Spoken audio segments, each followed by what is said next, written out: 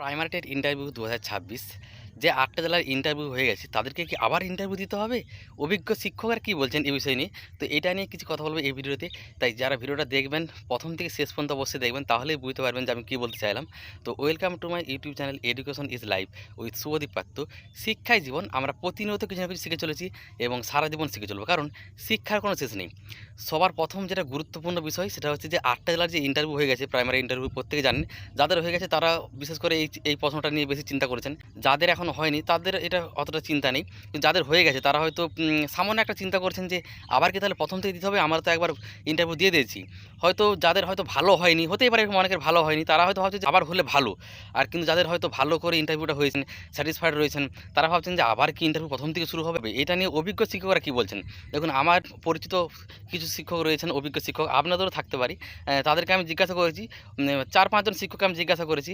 তারা কিন্তু একটা খুব পজিটিভ বার্তাই দিলেন। তাদের কাছ থেকে আমি যেটা জানতে পারলাম যে একবার যেহেতু প্রসেসটা শুরু হয়ে গেছে, মানে ফর্ম ফিল আপ হয়ে গেছে এবং ইন্টারভিউ শুরুও হয়ে গেছে, ৮টা জেলার হয়েও গেছে। তো এক্ষেত্রে খুব কম সম্ভাবনা রয়েছে, সম্ভাবনা নেই এরকম বলা চলবে না, খুবই কম সম্ভাবনা রয়েছে। ওনারা বললেন যে ১০% মতো সম্ভাবনা থাকতে পারে যে আবার হয়তো শুরু হতে পারে প্রথম থেকে, এবং সেটারও কিছু কারণ বললেন যে এই কারণগুলো যদি হয় বা এই কারণ দেখিয়ে বা এইরকম কারণে হতে পারে।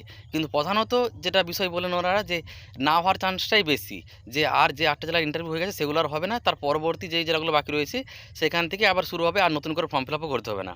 ঠিক আছে, এরকম ওনারা বললেন। কিন্তু কোন কোন কারণের জন্য হতে পারে যদি হয়, তো সেটাও আমাদের জানা দরকার। ওনারা যেটা বললেন যে দেখুন, একটাই কারণ থাকতে পারে, যদি ওনারা যেই নিয়মে হচ্ছিল ইন্টারভিউ প্রসেসটা, মানে যেই নিয়মটা ছিল চাকরি পাওয়ার, কী নিয়ম ছিল যে ৫০ নম্বরে একটা মেরিট লিস্ট তৈরি হচ্ছিলো, সেখানে ইন্টারভিউর জন্য ১০ নাম্বার ছিল। ওনারা যদি একাডেমিক পরিবর্তন করেন, যে বলেন যে আগের যে একাডেমিক ছিল ওই একাডেমিক আমরা নিয়োগ দেবো না, এটা ঠিক নয়, বা মানে ওনারা যদি পরিবর্তন করতে চান, যে ইন্টারভিউটা 10 নাম্বার হয়েছিল সেটা 20 নাম্বারে করা হবে, কি ইন্টারভিউটা 15 নাম্বারে করা হবে, যে টেটের যে নাম্বারটা 5 নাম্বার ছিল, স্কোরটা টেটের যে ওয়েটেজ ছিল সেটাকে বাড়িয়ে 10 করা হবে কি 15 করা হবে। মানে একাডেমিক কিছু যদি পরিবর্তন আনতে চাই, তাহলে সেক্ষেত্রে তো আবার প্রথম থেকে শুরু করতে হবে। যে 8টা জেলার হয়ে গেছে তাদেরকেও আবার প্রথম থেকে শুরু করা হবে। এই একটাই প্রধান কারণ, আর অন্য দ্বিতীয় কোনো কারণ নেই। এই একটা কারণেই আবার প্রথম থেকে শুরু হতে পারে। প্রথম থেকে শুরু হওয়ার চান্স খুবই কম, প্রায় 90% নেই বললেই চলে। এবার যদি ওনারা পরিবর্তন করতে চান, একাডেমিক পরিবর্তন করেন, সেক্ষেত্রেই কিন্তু আবার প্রথম থেকে হতে পারে। তাছাড়া আর দ্বিতীয় কোনো কারণ নেই নতুন করে শুরু হওয়ার। হ্যাঁ, দেরি হতে পারে কিছু, সব মন্ত্রী মানে কে কোন পদের দায়িত্ব নেবেন সেগুলো সব গঠন করা হয়ে গেলে হয়তো মে জুন মাস থেকে শুরু হতে পারে। তো এবার কী হবে সেটা সময় এলে বোঝা যাবে। যদিও 90 থেকে 95% হওয়ার চান্সটা নেই, মানে প্রথম থেকে শুরু হওয়ার চান্স নেই। যেগুলো জেলাগুলো হয়ে গেছে সেগুলো বাদ দিয়েই হবে। আপনারাও কমেন্ট করতে পারেন, মূল্যবান কমেন্ট করে জানাবেন যে প্রথম থেকে কি হবে, নাকি ওই 8টা জেলার পর থেকে হবে।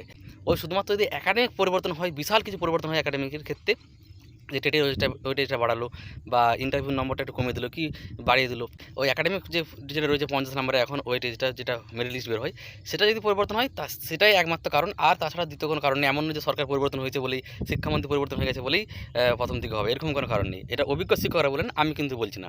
এবার আপনাদের কোনো মতামত থাকলে অবশ্যই কমেন্ট করে জানাবেন।